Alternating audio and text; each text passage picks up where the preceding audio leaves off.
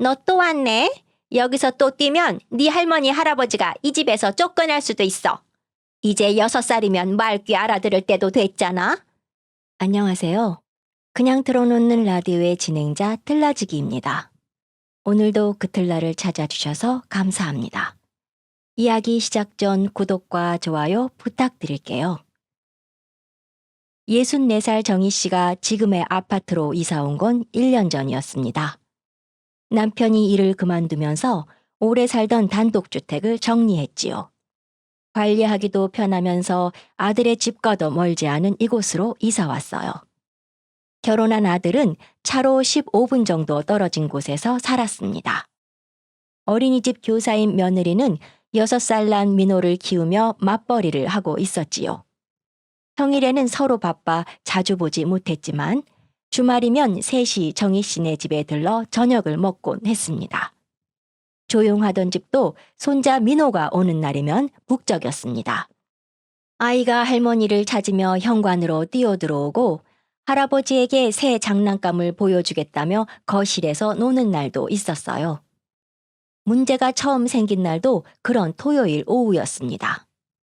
민호가 거실 바닥에서 자동차 장난감을 가지고 놀다가 아빠에게 보여주겠다며 뛰어갔습니다.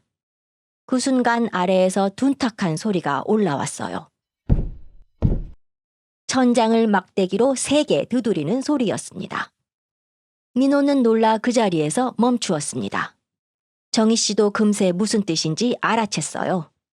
아이를 불러앉히고 아파트에서는 작은 발소리도 아래층에 크게 들릴 수 있으니 뛰지 말자고 차분히 이야기했습니다. 10분도 지나지 않아 초인종이 울렸습니다. 문 앞에는 아랫집에 산다는 62살 한미숙이 서 있었습니다. 처음 얼굴을 마주한 날이었어요. 한미숙은 인사보다 먼저 손주가 왔느냐고 물었습니다. 방금 전부터 천장이 울릴 정도로 발소리가 났다며 주말마다 이러면 아래층 사람은 어떻게 사느냐고 불만을 쏟아냈습니다. 정희 씨는 싸울 생각이 전혀 없었습니다. 실제로 민호가 몇 걸음 뛴 건 사실이었으니까요. 앞으로 더 조심하겠다며 바로 사과했습니다. 한미숙은 한참을 더 이야기한 뒤에야 내려갔습니다. 정희 씨는 그날 저녁 아들과 함께 두꺼운 층간소음 매트를 알아보았습니다. 며칠 뒤 거실 대부분을 덮을 만큼 큰 매트를 깔았어요. 민호와도 할머니 집에서는 사뿐사뿐 걷기로 약속했지요. 그 정도면 서로 조심하면서 지낼 수 있을 줄 알았습니다. 그런데 한미숙의 태도는 오히려 점점 더 거칠어졌습니다. 엘리베이터에서 며느리와 마주치면 다른 주민들이 있는데도 일부러 큰 소리로 아이 교육을 제대로 시키라고 소리쳤습니다. 주말만 되면 머리가 울려서 도저히 살 수가 없어요. 아이를 전혀 통제하지 않네요. 며느리는 민망했지만 처음에는 계속 사과했습니다. 아이에게 주의시키고 매트도 새로 깔았으니 혹시 불편하시면 말씀해 달라고 했습니다. 그런데 한미숙은 그 사과를 미안해하는 태도가 아니라 자기 말이 맞다는 증거처럼 받아들였습니다. 어느 날에는 민호가 옆에 있는데도 거침없이 말했어요. 이 나이면 집에서 뛰면 안 된다는 말 정도는 알아들을 텐데 부모가 너무 풀어놓는 것 같네요. 정희 씨가 아이 앞에서는 그런 이야기를 하지 말아달라고 부탁했지만 한미숙은 오히려 자신이 피해자인데 왜 말도 못하게 하느냐며 얼굴을 붉혔어요. 그래도 정희 씨는 참고 넘어갔습니다. 실제 층간소음은 당하는 사람이 더 크게 느낄 수 있다고 생각했거든요. 그러던 어느 화요일 오후 며느리에게서 전화가 왔습니다. 평소보다 목소리가 작고 떨렸습니다. 며느리는 조심스럽게 혹시 아랫집 여자에게 자기가 어디서 일하는지 알려준 적이 있느냐고 물었습니다. 정희 씨가 그럴 리가 있느냐고 하자 한동안 말이 없었습니다. 그리고 울먹이는 목소리로 말했습니다. 어머니, 그분이 어린이집에 왔어요. 한미숙이 찾아온 시간은 아이들 하원이 시작되기 직전이었습니다. 학부모들이 하나둘 현관으로 들어오고 어린이집 선생님인 며느리는 교실에서 아이들을 정리하고 있었습니다. 한미숙은 처음부터 원장을 찾았습니다. 원장이 무슨 일이냐고 묻자 여러 사람이 들을 수 있을 만큼 큰 목소리로 며느리를 불러달라고 했습니다. 며느리가 나오자 한미숙은 기다렸다는 듯 말을 쏟아냈습니다. 아이를 가르치는 선생님이라면서요? 남의 아이들을 가르치면서 자기 아이 하나는 그렇게 뛰게 놔둡니까?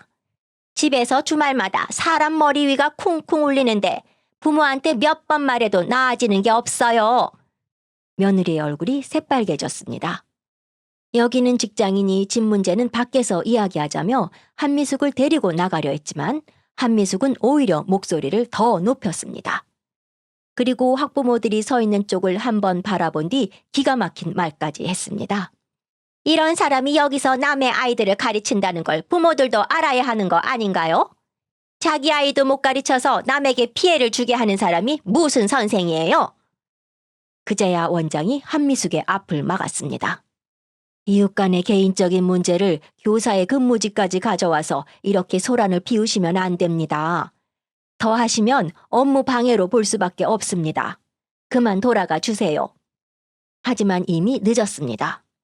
몇몇 학부모와 다른 교사들이 이야기를 들은 뒤였습니다. 더 난처한 일은 다음 날 생겼습니다. 한 학부모가 원장에게 조심스럽게 물어보았습니다.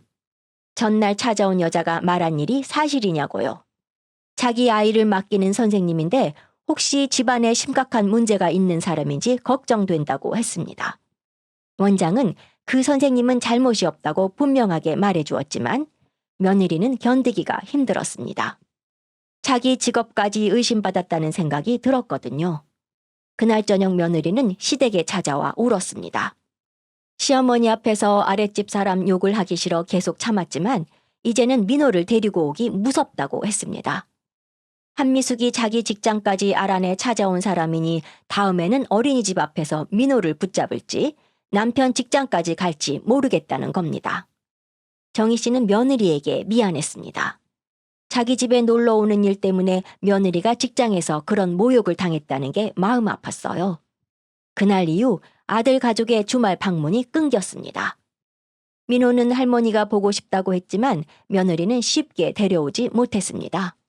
정희 씨 역시 괜찮으니 오라고 말하기가 어려웠지요.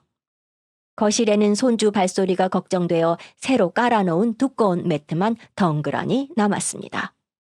그런데 민호가 한 달 가까이 오지 않은 어느 일요일 오후 관리실에서 정희 씨에게 전화가 걸려왔습니다. 아랫집에서 또 아이 뛰는 소리가 너무 심하다고 신고했다는 겁니다. 정희 씨는 처음에는 관리실 직원이 호스를 잘못 들은 줄 알았습니다. 민호는 몇 주째 오지 않았고 그날 집에는 정희 씨와 남편 둘뿐이었습니다. 두 사람은 오후 내내 거실 소파에 앉아 텔레비전을 보고 있었어요. 관리실 직원도 정희 씨의 말을 듣고 당황해했습니다. 아랫집에서는 분명 아이가 뛰는 것 같은 소리가 계속 난다고 했다는 겁니다.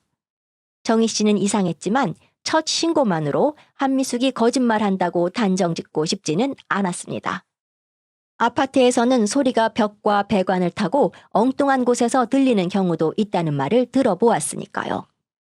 그런데 나흘 뒤에는 착각으로 설명하기 어려운 일이 생겼습니다. 정희 씨 부부가 아들 집에서 저녁을 먹던 날이었습니다. 오랜만에 할머니를 만난 민호가 자고 가라며 매달리고 아들 부부도 늦었으니 그냥 자고 가시라고 했습니다. 두 사람은 그날 아들 집에서 하룻밤을 보냈습니다. 정희 씨 부부는 다음 날 오전 아파트로 돌아오다가 관리실 직원을 만났습니다. 직원은 정희 씨를 보자 조심스럽게 전날 밤에도 아랫집에서 전화가 왔다고 말했습니다.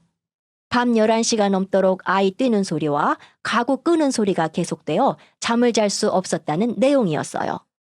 시간은 밤 11시 43분이었습니다.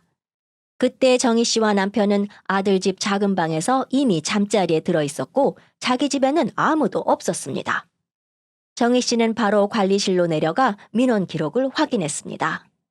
종이에는 분명히 윗집에서 아이가 뛰는 소리와 가구 이동 소리가 반복됨이라고 적혀 있었습니다. 그날 오후 정희 씨는 한미숙을 찾아갔습니다. 싸우려고 간 것이 아니었습니다. 정말 설명을 듣고 싶었어요. 집이 완전히 비어 있었다는 사실을 말하자 한미숙의 눈빛이 조금 흔들렸습니다. 하지만 곧 다른 날 들었던 소리를 그날이라고 착각했을 수 있다며 오랫동안 소음에 시달리면 사람이 날짜를 헷갈릴 수 있다고 했습니다. 정희 씨는 그 말이 납득되지 않았습니다. 밤 11시가 넘은 시간에 바로 관리실에 전화를 걸어 지금 위에서 뛰고 있다고 신고해놓고 이제와 다른 날과 착각했다는 건 말이 되지 않았습니다. 그런데 한미숙은 사과하기는커녕 그동안 시끄러웠던 일까지 없어지는 건 아니라며 문을 쾅 닫았습니다.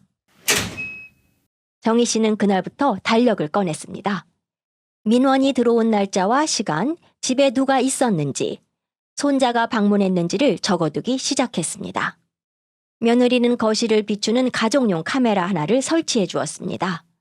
다시 집이 비어있는 시간에 문제가 생기면 최소한 그것만큼은 증명할 수 있도록 하자는 생각이었습니다. 정희 씨는 그런 생활 자체가 싫었습니다. 자기 집에서 몇 시에 걸었고 언제 외출했는지까지 기록하며 살아야 한다는 사실이 숨막혔습니다. 그런데 한미숙의 행동은 민원에만 그치지 않았습니다. 어느 날 정희 씨가 외출하려고 현관문을 열자 문 옆 벽에 흰 종이 한 장이 테이프로 붙어 있었습니다. 조용히 좀 삽시다. 아래층도 사람 사는 집입니다. 호수도 이름도 없었지만 누구 짓인지 짐작하기 어렵지 않았습니다. 정희 씨는 종이를 떼어냈습니다. 그런데 다음 날에는 엘리베이터 안에도 비슷한 글이 붙었습니다. 상습 층간 소음 때문에 고통받는 세대가 있습니다. 아이를 데려오는 집은 기본적인 예의라도 지켜주세요. 특정 호수는 없었지만 같은 라인 주민들은 이미 어느 집 이야기인지 알고 있었습니다. 정희 씨가 엘리베이터를 타면 평소 인사하던 사람들까지 바닥을 쳐다보았습니다. 별말은 하지 않았지만 그 시선만으로도 정희 씨는 자기가 가해자로 낙인 찍혀 있다는 걸 느꼈습니다. 그중 가장 마음 아팠던 건 옆집 할머니의 말이었습니다. 평소 시장도 함께 갈 만큼 친하게 지내던 사람이 어느 날 조심스럽게 말했습니다. 자기도 아이를 키워본 사람이라 웬만하면 위층편을 들고 싶지만 아랫집 사람이 잠을 못 자 병원까지 다닌다니 조금 더 조심하는 게 좋겠다는 겁니다. 정희 씨는 순간 억울하다는 말을 하고 싶었습니다. 손주는 한 달 넘게 제대로 오지도 않았습니다. 밤늦게 가구를 끈 적도 없었습니다. 그런데 어디서부터 어떤 이야기가 퍼졌는지 이미 주변 사람들에게는 정희 씨네가 소음을 무시하는 집으로 알려져 있었습니다. 그날 저녁 남편이 관리실에서 받아온 민원 기록을 한참 들여다보았습니다. 신고자 이름이 적혀 있었습니다. 한미숙. 남편은 그 이름을 몇 번 되뇌더니 종이를 가까이 가져갔습니다. 정희 씨가 왜 그러느냐고 묻자 남편은 바로 대답하지 못했습니다. 잠시 생각한 끝에 아주 오래된 이름 하나를 꺼냈습니다. 박성철. 정희 씨도 어디선가 들은 기억이 났습니다. 남편이 예전에 살던 동네에서 재개발 문제에 잠시 관여했을 때 크게 엮였던 사람이었습니다. 남편은 그때 박성철의 아내 이름이 한미숙이었던 것 같다고 했습니다. 정희 씨가 남편의 얼굴을 바라보았습니다. 아무도 없는 집에서 들렸다는 아이 발소리도 며느리 직장까지 찾아간 일도 정희 씨네 가족을 향한 지나친 적대감도 다른 의미로 보이기 시작했습니다. 아랫집 여자는 단순히 소음 때문에 화가 난 사람이 아닐지도 몰랐습니다. 15년 전 정희 씨 부부가 살던 동네에서는 재개발 이야기가 한창이었습니다. 남편은 조합의 큰 직책을 맡은 사람은 아니었습니다. 장부 정리를 꼼꼼하게 한다는 이유로 주민들 부탁을 받아 회계 자료를 확인하는 일을 잠시 도왔을 뿐이었어요. 그 과정에서 당시 주민들이 낸 돈의 일부가 맞지 않는다는 사실을 발견했습니다. 돈을 관리하던 사람이 한미숙의 남편 박성철이었습니다. 남편이 기억하는 건 분명했습니다. 박성철은 자기 사업에서 급하게 막아야 할 돈이 생기자 주민 돈을 잠시 가져다 썼습니다. 금방 다시 채워놓으면 아무도 모를 거라고 생각했던 겁니다. 그래도 남편은 처음부터 사람들 앞에서 박성철을 몰아세우지 않았습니다. 따로 불러 돈을 다시 채워놓고 먼저 조합의 사실대로 이야기하라고 했지요. 하지만 박성철은 시간을 끌었어요. 결국 다른 장부에서도 문제가 발견되었습니다. 그 뒤 박성철은 조합에서 물러나고 사업도 크게 기울었다고 들었습니다. 정희 씨에게도 흐릿한 기억 하나가 있었습니다. 어느 늦은 밤 처음 보는 여자가 집 앞까지 찾아와 남편을 붙잡고 이번 한 번만 모른 척 해달라고 울며 부탁했던 일이었습니다. 그때는 남편 일이라 자세히 끼어들지 않았지만 지금 생각하니 그 여자가 한미숙이었습니다. 정희 씨는 남편의 이야기를 들은 다음 날 엘리베이터 앞에서 한미숙을 기다렸습니다. 이번에는 애둘러 묻지 않았습니다. 한미숙 씨, 제 남편 알지요? 처음에는 무슨 소리냐며 모른 척하던 한미숙도 남편 박성철의 이름이 나오자 더 이상 잡아떼지 못했습니다.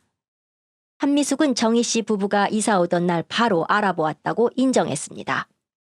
그러면서도 층간소음 자체까지 거짓말은 아니라고 주장했습니다. 손자가 처음 뛰었던 날은 실제로 시끄러웠고 자기 고통도 진짜라는 겁니다. 정희 씨도 그 부분은 부정하지 않았습니다. 그래서 바로 사과했고 매트도 깔았습니다. 문제는 그 다음이었습니다. 정희 씨는 아무도 없는 집에서 아이가 뛰었다고 신고한 이유와 며느리 직장까지 찾아간 이유를 물었습니다. 그 질문에 한미숙의 얼굴이 완전히 달라졌습니다. 층간소음이 아닌 다른 감정이 튀어나왔어요. 한미숙은 정희 씨네가 참 편하게 산다고 했습니다. 남편도 곁에 있고 아들은 결혼에 잘 살고 주말이면 며느리와 손주까지 와서 웃고 떠드는 모습이 얼마나 보기 좋으냐며 비꼬았습니다. 그리고 오래 참았다는 듯 말을 쏟아냈습니다. 우리 집은 당신 남편 때문에 다 망가졌는데 당신네는 아무 일 없던 것처럼 잘 살잖아. 정희 씨는 어이가 없었습니다. 박성철이 주민돈을 건드린 일을 왜 정희 씨의 남편 책임으로 돌리냐고 하자 한미숙은 숨기지도 않고 말했습니다. 당신 남편만 입 다물었으면 아무 일도 없었어. 우리 남편이 그 돈 못 채웠겠어?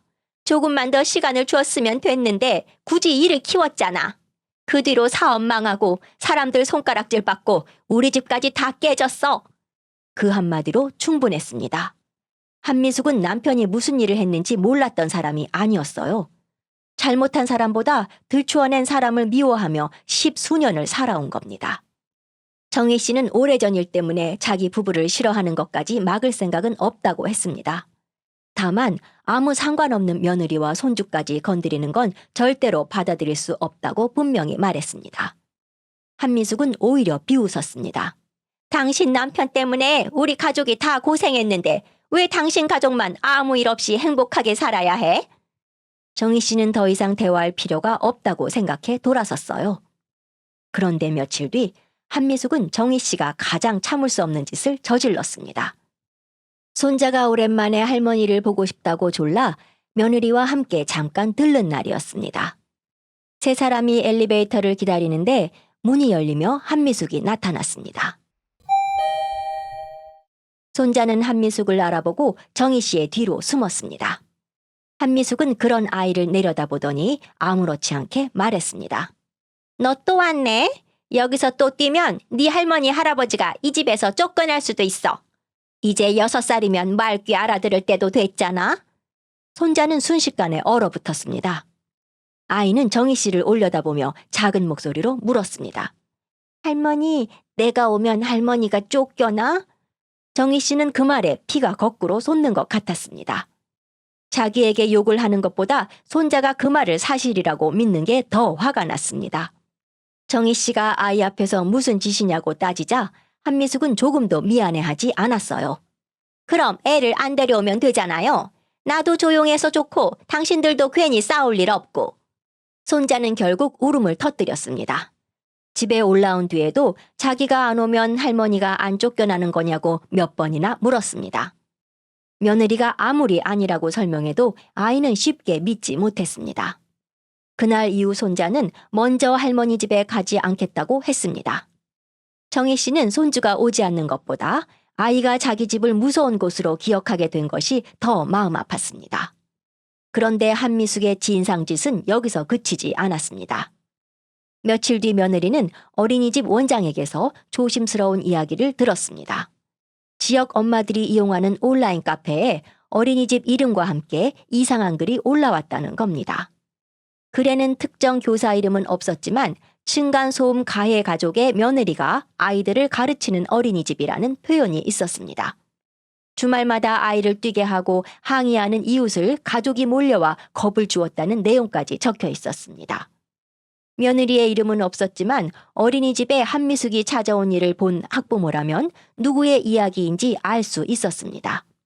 원장은 그를 캡처해두고 사이트에 신고했습니다.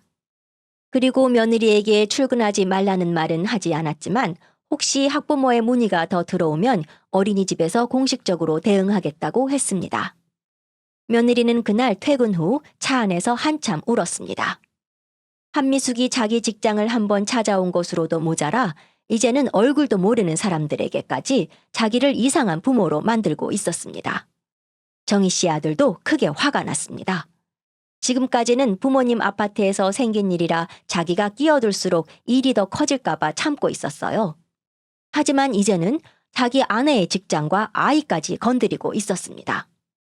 정희 씨는 아들이 당장 아랫집으로 내려가겠다는 걸 가까스로 막았습니다. 한미숙은 지금 가족들이 몰려와 자기를 위협했다고 말하고 다니는 사람이었습니다. 아들이 화난 얼굴로 문을 두드리기라도 하면 오히려 그 말을 사실처럼 만들어줄 수 있었습니다. 정희 씨는 이제는 화를 내는 것보다 기록하고 막아야 할 때라고 생각했어요. 그런데 정희 씨가 대응할 방법을 정하기도 전에 한미숙이 먼저 판을 더 크게 키웠습니다. 이번에는 정희 씨 가족만 괴롭히는 게 아니었습니다. 아파트 주민들까지 자기 편으로 끌어들이기 시작했습니다. 며칠 동안 한미숙은 이상한 만큼 조용했습니다. 천장을 두드리는 소리도 없었고 관리실 민원도 들어오지 않았습니다.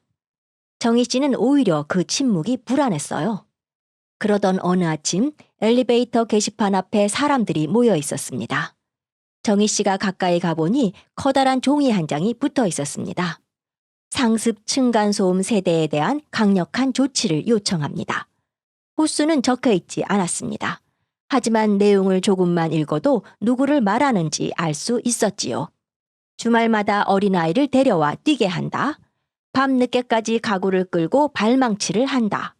피해 세대가 수차례 항의했지만 개선하지 않는다. 오히려 가족들이 피해자를 찾아와 위협한다는 내용이 적혀 있었습니다. 마지막에는 더 이상 개선되지 않으면 해당 세대가 이사를 포함한 실질적인 조치를 해야 한다고 써 있었습니다. 그 아래에는 주민들의 서명을 받는 칸이 있었습니다. 이미 몇 사람의 이름이 적혀 있었습니다. 정희 씨는 한동안 게시판 앞에서 움직이지 못했습니다. 처음에는 누가 이런 말을 그대로 믿겠나 싶었습니다. 하지만 상황은 생각보다 빠르게 악화되었습니다. 평소 시장에 같이 가던 옆집 할머니가 어느 날 정희 씨를 따로 불렀습니다. 나도 아이를 키우고 있어서 위층 입장을 모르는 건 아니지만 아랫집 사람이 병원에서 수면제를 처방받을 정도로 힘들어한다니 조금 더 조심할 필요가 있지 않겠어? 괜히 애 키우는 집이 다 욕먹게 생겼다고도 했어요. 정희 씨는 기가 막혔습니다. 손자 민호는 이미 한 달 넘게 제대로 오지도 못하고 있었고 정희 씨 부부는 집에서도 슬리퍼를 신고 조심해서 걸었습니다. 그런데 어느새 주변에서는 정희 씨네가 피해를 주면서 버티는 집으로 알려져 있었습니다. 한미숙은 집집마다 찾아다니며 이야기를 더 크게 만들고 있었습니다. 정희 씨의 남편이 성질이 거칠어 항의하러 올라가기도 무섭다거나 아들 부부가 찾아와 문 앞에서 소리를 질렀다는 말까지 덧붙였습니다. 실제로는 아들은 한미숙의 집 앞에 간 적도 없었습니다. 며느리의 직장 이야기도 빠지지 않았습니다. 어린이집 선생이라는 사람이 자기 아이 하나 통제하지 못해 원장에게 직접 이야기하러 갔다며 자신이 직장에 찾아간 일을 정당화하고 있었습니다. 며칠 뒤 정희 씨가 현관으로 나오다가 아래층 주민 2명이 엘리베이터 앞에서 하는 말을 우연히 들었습니다. 저 집이 돈도 있다면서 그냥 이사 가면 되지 왜 버틴대? 정희 씨는 그 자리에 서지 못하고 다시 집 안으로 들어왔습니다. 자기 집인데도 복도에 나가는 게 겁나기 시작했습니다. 정희 씨의 남편은 그런 아내를 보고 처음으로 자신 때문에 일이 커졌다는 죄책감을 느꼈습니다. 과거 재개발 일이 없었다면 한미숙이 이렇게까지 하지는 않았을 거라고 생각했어요. 정희 씨는 오히려 남편에게 선을 그었습니다. 박성철이 잘못한 일을 당신이 밝혀낸 건 잘못이 아니지. 지금 우리 며느리와 손주를 괴롭히는 건 한미숙의 잘못이고. 그 말을 하면서도 정희 씨의 마음은 무거웠습니다. 그런데 그날 오후에는 등기 우편까지 한 통 도착했습니다. 보낸 사람은 한미숙이었습니다. 봉투 안에는 손으로 빼곡하게 적은 요구사항이 들어 있었습니다. 앞으로는 주말에 손주를 집으로 데려오지 말 것. 밤 8시 이후에는 세탁기와 청소기를 사용하지 말 것. 그동안 소음 때문에 다닌 병원비와 집에서 잠을 못 자 밖에서 잔 숙박비를 부담할 것. 그리고 마지막에는 앞으로도 같은 일이 반복되면 정희 씨 부부가 이사를 해야 한다고 적혀 있었습니다. 정희 씨는 손주의 방문을 중단하라는 문장을 받아들일 수 없었어요. 손자가 집안에서 뛰지 않도록 요구할 수는 있었습니다. 하지만 할머니 집에 오지 말라고 결정할 권리까지 한미숙에게 있는 것은 아니었습니다. 더구나 편지 끝에는 가장 기가 막힌 문장이 하나 있었습니다. 두 분은 자녀도 독립했고 굳이 이 아파트에 계속 살 이유가 없으니 서로를 위해 조용한 곳으로 옮기는 것도 생각해 보시기 바랍니다. 정희 씨는 그 문장을 2번 읽었습니다. 한미숙이 원하는 것은 소음이 줄어드는 정도가 아니었습니다. 자기 눈앞에서 정희 씨 가족이 사라지는 것이었어요. 아들은 편지를 보고 당장 아래층으로 내려가고 싶어 했지만 이번에도 정희 씨가 말렸습니다. 대신 봉투와 편지, 게시판 글, 온라인 카페 캡처를 전부 한 곳에 모아두었습니다. 이제는 한미숙의 말을 말로 상대할 생각이 없었습니다. 결국 관리사무소에서 주민 대표 몇 명과 함께 양쪽 이야기를 듣는 자리를 마련하기로 했습니다. 한미숙은 기다렸다는 듯 동의했습니다. 자기는 말로만 피해를 주장하는 사람이 아니라며 녹음 파일도 여러 개 가지고 있다고 했습니다. 실제로 관리실 직원이 들려준 파일에서는 쿵쿵거리는 둔탁한 소리와 무거운 물건을 끄는 듯한 소리가 꽤 크게 들렸습니다. 정희 씨도 처음에는 바로 반박하지 못했습니다. 손자가 초기에 뛰었던 날 실제로 녹음한 파일일 수도 있었습니다. 한미숙은 그 녹음들을 주민들에게 들려주며 자신감을 얻었습니다. 그리고 오래전부터 정희 씨의 남편 때문에 자기 가족이 피해를 본 일까지 있다며 필요하다면 별거 중인 남편 박성철도 주민들 앞에서 직접 증언할 거라고 말하고 다녔습니다. 그 이야기가 남편의 귀에도 들어갔습니다. 그런데 남편이 먼저 박성철을 찾기도 전에 뜻밖에도 박성철에게서 전화가 왔습니다. 10수년 만에 듣는 목소리였습니다. 박성철은 인사 몇 마디를 나눈 뒤 바로 본론을 꺼냈습니다. 한미숙이 자신에게 여러 차례 전화를 걸어 주민들이 모이는 자리에 나와달라고 했다는 겁니다. 정희 씨의 남편 때문에 자기 가족이 망가졌다는 말을 직접 해주면 된다고 했습니다. 박성철은 처음부터 거절했습니다. 오래전에 자기 때문에 벌어진 일을 다시 들춰내고 싶지도 않았어요. 이제와 누구 편을 들어 싸울 생각도 없었습니다. 그래서 자기 이름을 끌어들이지 말라고 한미숙에게 분명히 말했다고 했습니다. 정희 씨의 남편도 그 말만 듣고 통화를 끝냈습니다. 그런데 주민 모임 하루 전 박성철에게서 다시 연락이 왔습니다. 이번에는 목소리부터 화가 나 있었습니다. 한미숙이 이미 주민들에게 박성철도 와서 정희 씨의 남편 때문에 집안이 망했다고 증언할 것이라고 말했답니다. 게다가 2 사람의 성인 딸에게까지 전화를 걸어 오래된 일을 다시 꺼냈다는 겁니다. 박성철에게는 그 부분이 결정적이었습니다. 딸은 아버지가 과거에 무슨 잘못을 했는지 대략 알고 있었습니다. 그런데 한미숙은 딸에게 전화해 아버지가 사실 억울하게 누명을 썼고 정희 씨의 남편이 이를 키우지만 않았으면 가족이 깨지지 않았을 거라고 이야기했어요. 박성철은 자기 잘못을 자식 앞에서까지 다른 사람 탓으로 돌리는 걸 더는 참을 수 없다고 했습니다. 딸 보기가 너무 부끄럽다고요. 그래서 이번에는 자신이 직접 나오겠다고 했습니다. 다만 정희 씨 부부를 도우러 가는 것은 아니라고 분명히 했습니다. 자기 잘못은 자기 입으로 끝내고 그 일을 남의 며느리와 어린 손주를 괴롭히는 핑계로 쓰지 못하게 하려는 것뿐이었습니다. 다음 날 관리실 회의 공간에는 주민 대표 몇 명과 관리실 직원, 정희 씨 가족과 한미숙이 모였습니다. 한미숙의 남편 박성철은 아직 오지 않았습니다. 한미숙은 자신만만했습니다. 자리에 앉자마자 휴대전화에서 녹음 파일 하나를 틀었습니다. 아이가 뛰는 것처럼 들리는 둔탁한 발소리가 여러 번 이어지고 잠시 후에는 무거운 가구를 끄는 소리도 들렸습니다. 몇몇 주민들이 정희 씨를 바라보았습니다. 한미숙은 녹음을 끈 뒤 아주 확신에 찬 목소리로 말했어요. 이게 바로 어젯밤이에요. 밤 11시가 넘었는데도 이랬어요. 그런데도 내가 예민해서 없는 소리까지 만들어낸다고 합니다. 정희 씨는 언성을 높이지 않았습니다. 언제 녹음한 거예요? 한미숙은 관리실에 전화한 시간까지 정확하게 말했습니다. 밤 11시 38분쯤이었다고 했습니다.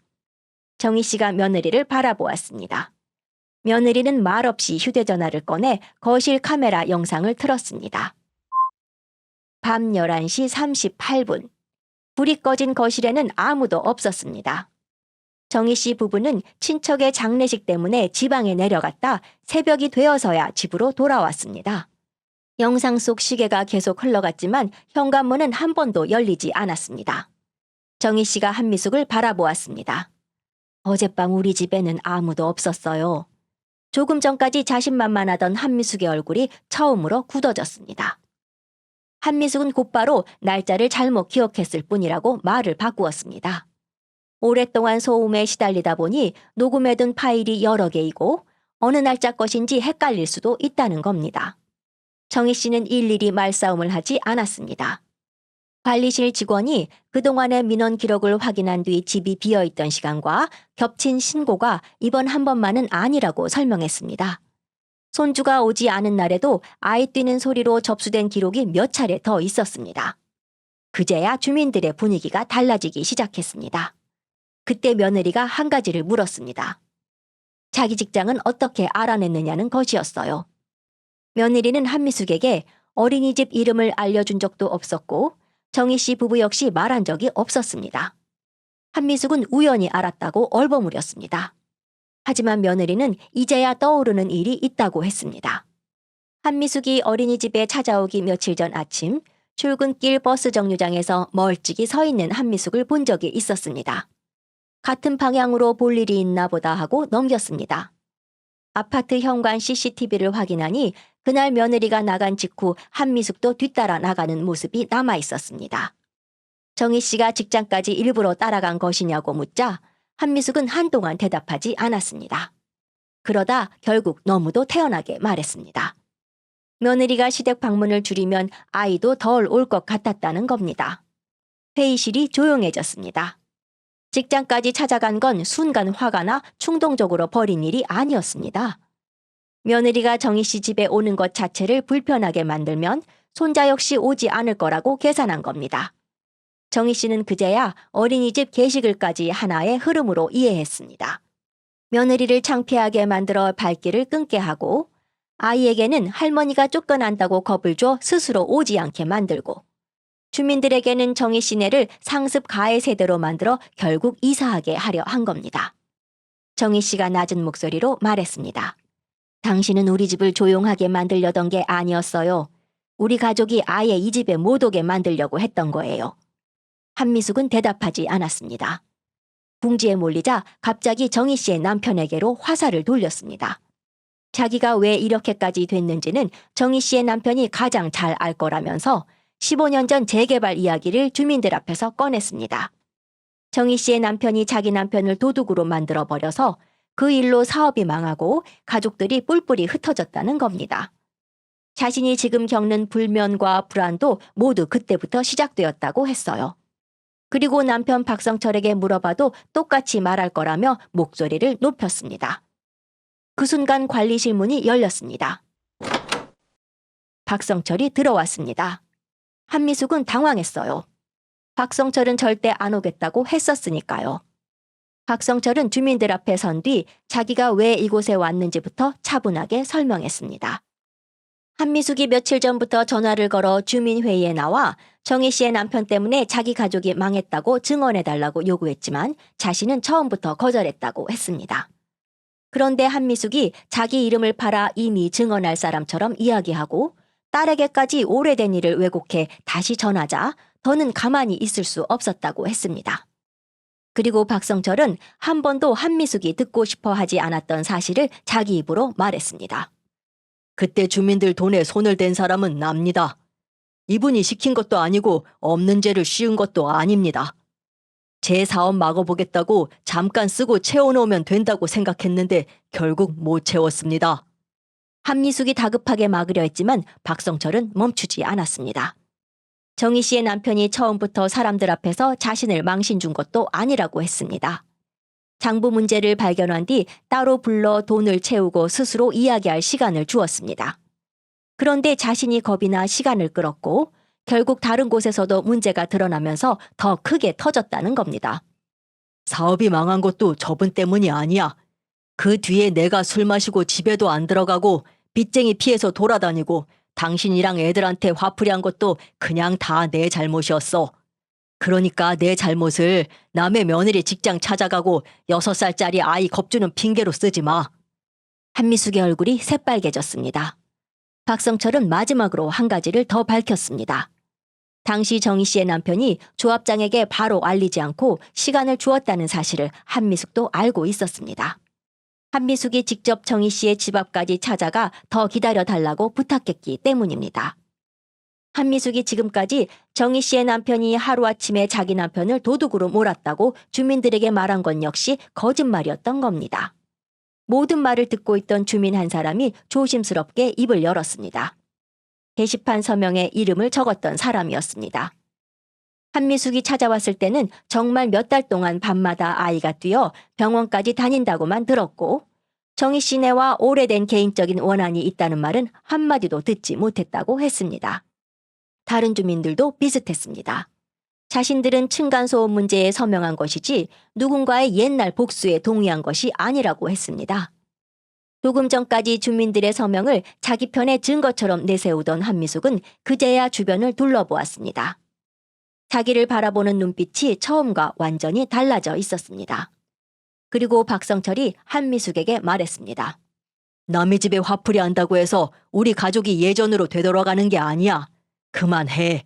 나에게 화를 내야지 왜 엉뚱한 사람들에게 화를 내? 한미숙에게 남아있던 마지막 명분이 무너졌습니다. 하지만 한미숙은 사과하지 않았습니다. 오히려 참아왔던 감정이 한꺼번에 터진 사람처럼 자리에서 일어났어요. 그래요. 일부러 신고한 날도 있었어요. 그래서요? 주민들이 일제히 한미숙을 바라보았습니다.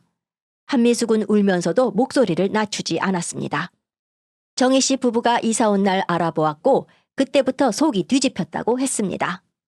자기 집은 오래전에 다 깨졌는데 정희 씨네 부부가 나란히 이사와 새 가구를 들이고 주말마다 아들 부부가 찾아오고 손주가 할머니를 부르며 뛰어다니는 모습이 너무 보기 싫었다고 했습니다. 처음에는 정말 시끄러웠어요. 그런데 나중에는 저 집에서 웃는 소리만 나도 화가 났어요. 왜 우리 집은 망가졌는데 저 집은 저렇게 잘 사나 싶었다고요. 며느리가 아무 말 없이 한미숙을 바라보았습니다.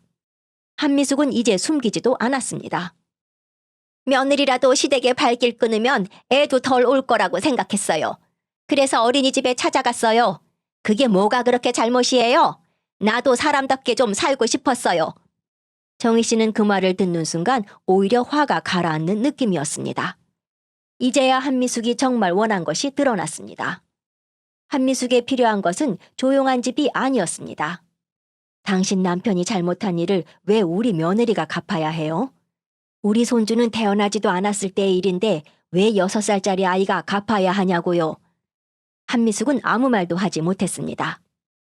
우리 애가 처음에 몇 번 뛴 거는 맞아요. 그래서 사과했어요. 우리가 잘못한 부분은 고치려고 매트도 깔고 손주도 못 오게 했어요. 그런데 당신은 애가 안 와도 신고하고 우리 며느리 뒤를 따라 직장까지 찾아가고 아이한테 네가 오면 할머니가 쫓겨난다고 겁을 주었어요. 그것도 모자라 주민들한테 없는 이야기까지 지어내서 우리를 내쫓으려고 했어요. 정희 씨는 더 길게 따지지 않았습니다. 마지막 한마디만 남겼습니다.